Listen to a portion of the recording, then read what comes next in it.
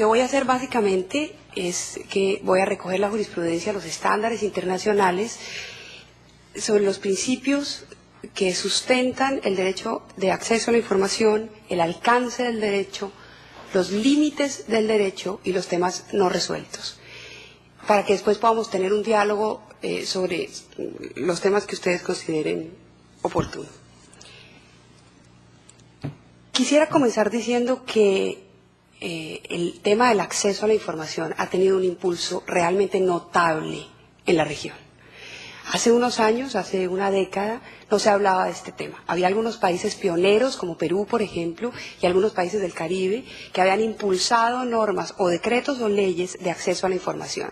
Pero realmente era un tema,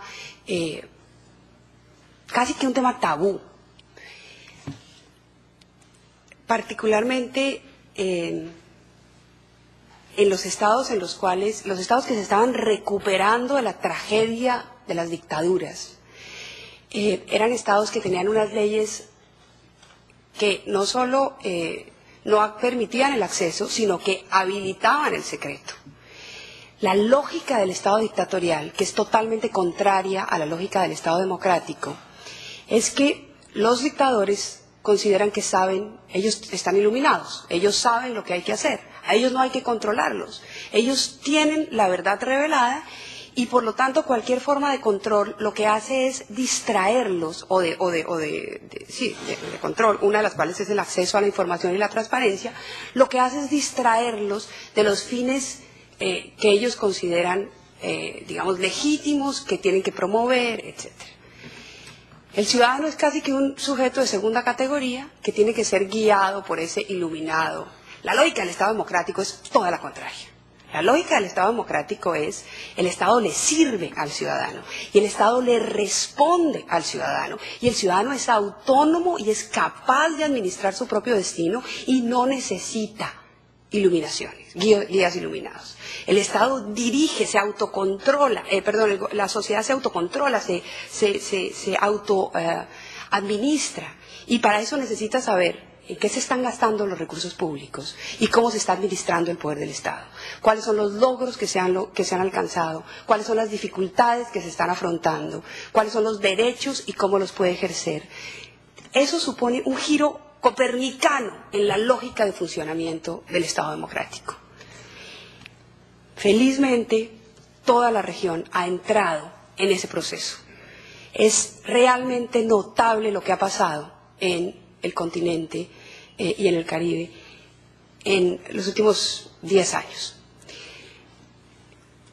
Trinidad y Tobago, Jamaica, Panamá, Perú, Chile, ahora Uruguay, Argentina tiene un decreto, Honduras, México que tiene una muy buena ley, una ley muy importante sobre la que habría que trabajar. Son todos países que han entrado en la lógica del acceso a la información. En Colombia no tenemos ley, pero tenemos una jurisprudencia que recoge todos los estándares del acceso a la información. Entonces hay un proceso. En los países en donde no hay leyes se están estudiando las leyes, hay iniciativas legislativas. Es decir, el continente está entrando en un proceso que desde el punto de vista de la relatoría es inmensamente importante, inmensamente valioso. Y por eso esta reunión y las que vamos a hacer el año entrante son muy importantes para impulsar ese proceso, debatir cuál puede ser la mejor ley y, en el mejor de los casos, lo digo como relatoría, sacar un tratado de acceso a la información, que sería un ejemplo para el mundo entero. Sería un ejemplo para Europa, sería un ejemplo para África, sería un ejemplo para Asia. ¿Cuáles son los principios que están detrás del derecho de acceso a la información? Primero, la sociedad democrática se autodetermina y uno no puede autodeterminarse si no está bien informado. Segundo, la única manera de ejercer los derechos individuales es conocerlos y conocer los mecanismos para hacerlos efectivos y eso se logra a través del derecho de acceso a la información. Entonces, lo primero es autodeterminación democrática, lo segundo es el derecho de acceso como mecanismo para ejercer otros derechos. Las mujeres que no conocen sus derechos sexuales y reproductivos no los pueden ejercer. Los indígenas que no conocen sus derechos como grupo, como minoría cultural, no los pueden ejercer. Las madres cabeza de familia que no saben dónde está la leche o los servicios comunitarios para atender a sus hijos cuando tienen que irse a trabajar a su doble jornada o triple jornada, no pueden ejercer esos derechos. Eso es el derecho de acceso a la información en este segundo nivel. Y el tercer nivel, que es muy importante, es el control. Entre más acceso y más transparencia, más control al poder y menos corrupción. Esos tres principios son suficientes para que todos estemos de acuerdo en que hay que impulsar modelos de apertura, de transparencia, de acceso a la información, que permitan una mejor y mayor autodeterminación democrática, una mejor y mayor acceso a los derechos y, por supuesto, un mayor control al ejercicio del poder. Ahora, ¿cuál es el alcance de ese derecho? La relatoría tiene una serie de informes, la Comisión Interamericana tiene otros informes, pero yo básicamente voy a hablar de el derecho duro, es decir, de los estándares interamericanos que han sido fijados por la Corte Interamericana en el caso que mencionó la embajadora, en el caso Claude Reyes. Lo primero que dice la Corte Interamericana, que no es poco, es el derecho de acceso a la información es un derecho humano. ¿Eso qué significa? Que es un derecho consagrado en la Convención y que su violación genera responsabilidad internacional de los Estados. Pero no solo significa eso, significa que tiene todas las garantías adicionales de los derechos humanos, es decir, el recurso efectivo, una serie de cosas que voy a mencionar ahora. Y eso es novedoso. En algunos estados, pioneros en el continente, el derecho de acceso a la información era reconocido como un derecho humano, pero no había sido reconocido por los estándares internacionales y por los tribunales internacionales de derechos humanos. Entonces, el caso Claude Reyes se vuelve un leading case a nivel internacional. Es una punta de lanza que están utilizando en este momento los litigantes europeos, por ejemplo, para promover el acceso a nivel, porque el acceso en Europa está muy garantizado en los estados, pero no a nivel regional. Entonces este caso se ha convertido en una punta de lanza, ha sido muy importante para la gente que trabaja en Derecho Internacional de los Derechos Humanos. ¿Cuál es la información a la cual se puede acceder? Toda la información que repose en los archivos del Estado, que el Estado administre, que el Estado produzca o que deba producir. Y ahí hay un punto muy importante que les voy a mencionar un poco más adelante. Pero en principio es aquella que el Estado archiva, que el Estado administra, que el Estado produce y aquella que el Estado deba producir. Y eso es un tema que podemos discutir y que es muy importante. ¿Cuál es la información que el Estado debe producir? Si un ciudadano, por ejemplo, le pregunta al Estado, voy a poner un caso absurdo, voy a poner un caso límite, le dice, mire, yo quiero saber cuál es la sumatoria de todos los ingresos que reciben los funcionarios públicos menores de 35 años, de sexo femenino. A esos ingresos quiero que le aplique la raíz cuadrada y luego una derivada y lo multiplique por su propia potencia. Pues por supuesto que esto es una tontería, eso no lo tiene que hacer el Estado no tiene el deber de producir esa información. Pero ¿qué pasa si alguien le dice a un Estado, yo quiero saber cuántas personas están en las cárceles de este Estado? Y el Estado le contesta, no, yo estoy muy ocupado administrando las cárceles, yo no tengo tiempo de decirle eso no, yo no las puedo contar. ¿Tiene la obligación el Estado de producir esa información o no? Porque la derivada y la raíz cuadrada, la sumatoria, esa por supuesto que no tiene que producirla. Pero la otra, ¿puede el Estado no tenerla?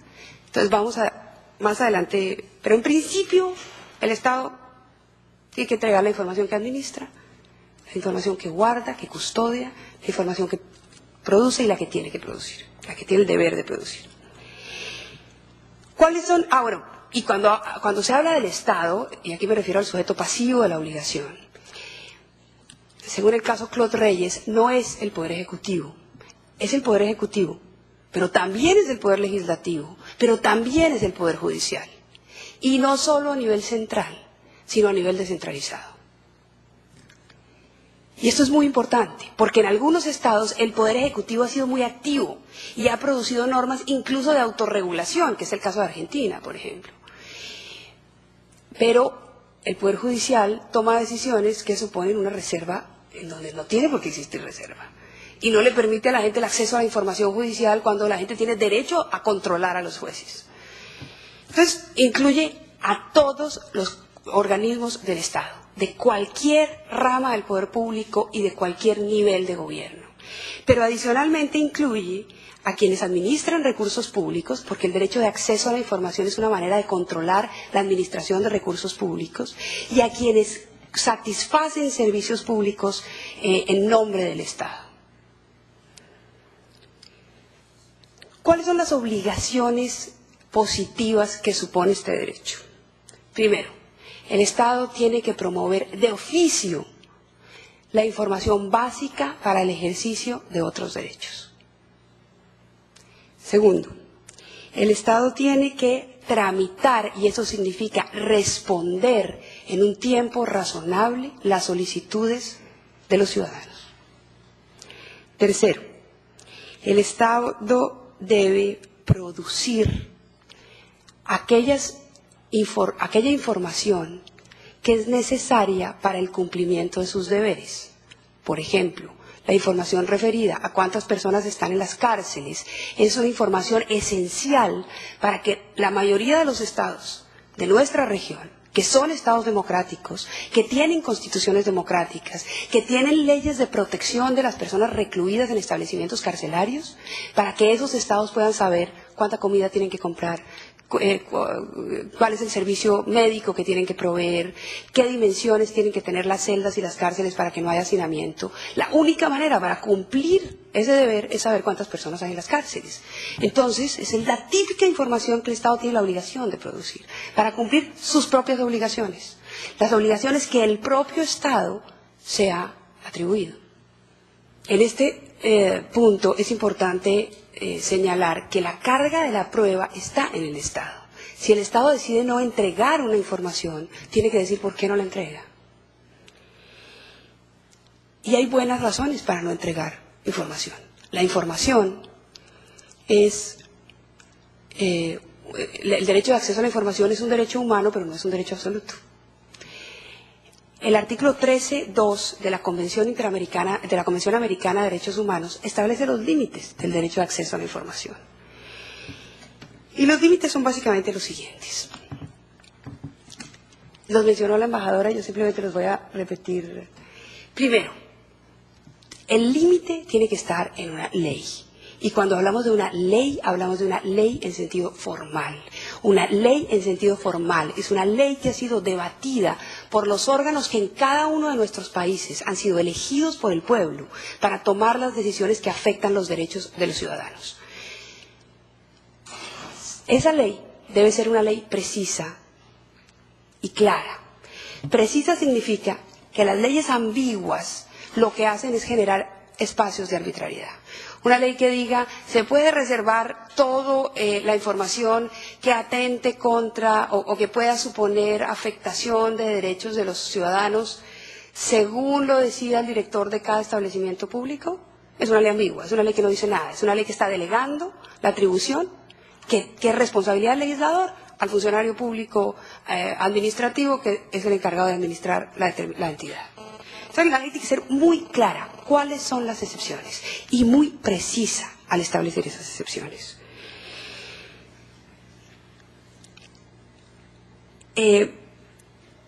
La finalidad debe estar entonces, la finalidad de la ley, digamos, solo se puede reservar aquella información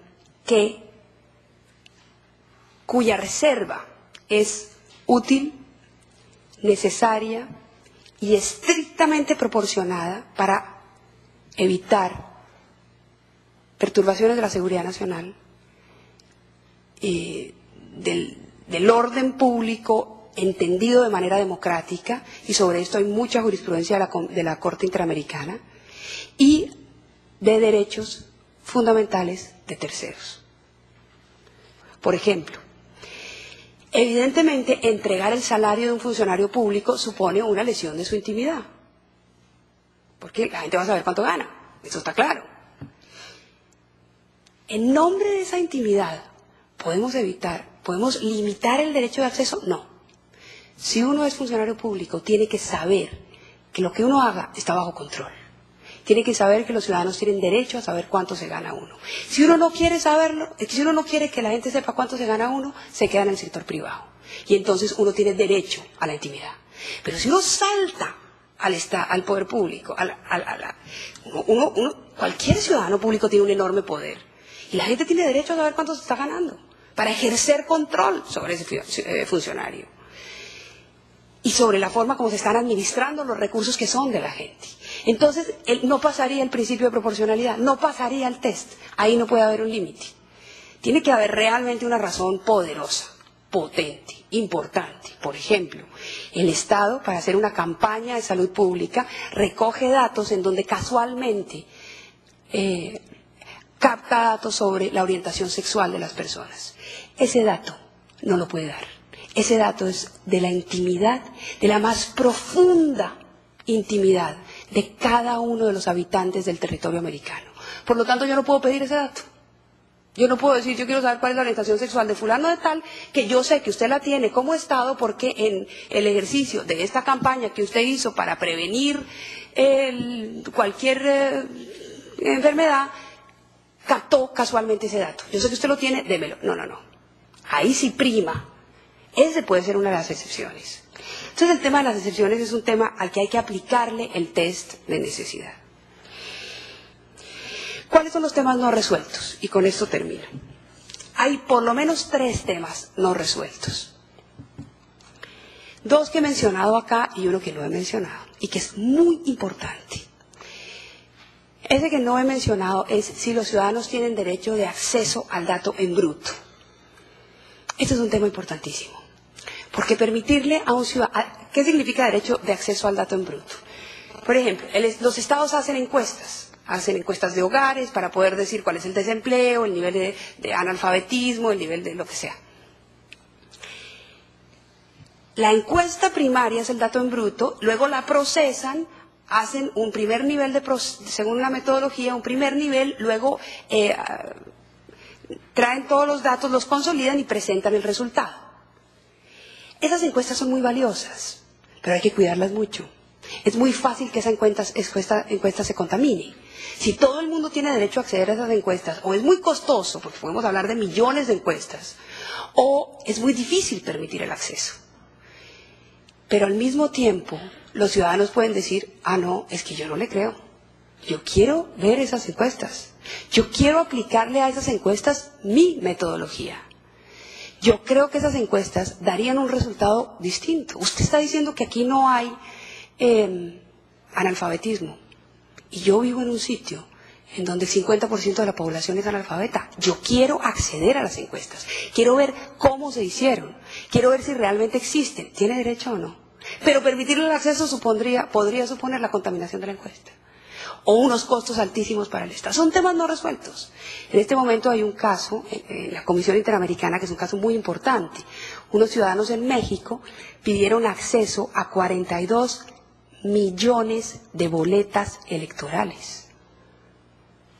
¿Tienen derecho los ciudadanos mexicanos a acceder a los 42 millones de votos que están en este momento en unas bodegas custodiadas por el ejército mexicano? Que tiene una ley además en México que dice que las tiene que quemar, como en la mayoría de nuestros estados, o no tienen derecho. Ese es un tema no resuelto. Y yo creo que hay muy buenas razones para decir que sí, y hay muy buenas razones para que los estados digan, mire, esto es costoso, es difícil, muy bien. O sea, esto es un tema difícil que la Comisión tendrá que afrontar, porque hay muy buenas razones de lado y lado. Esos son los casos difíciles en materia de acceso que van a tener estándares en el futuro. El segundo tema difícil que mencioné es la obligación de producir información. Yo puse 2 ejemplos evidentes. El ejemplo de cuando le piden al Estado una información que es inútil, que no tiene la obligación de producir, que es difícil o el ejemplo de una información que es obviamente una información que se exige para poder producir, para poder cumplir ciertas obligaciones. Pero hay una cantidad de casos límite en donde el Estado podría decir, mire, yo no tengo esa información y no tengo la plata para producirla. Estoy tratando de que mi gente de que los niños tengan vacunas. Estoy tratando de satisfacer el derecho a la educación de mi población. No me pida que le produzca una información que es muy costosa. Hay casos límite que son difíciles. Ahí también tendrá que haber estándares en el futuro.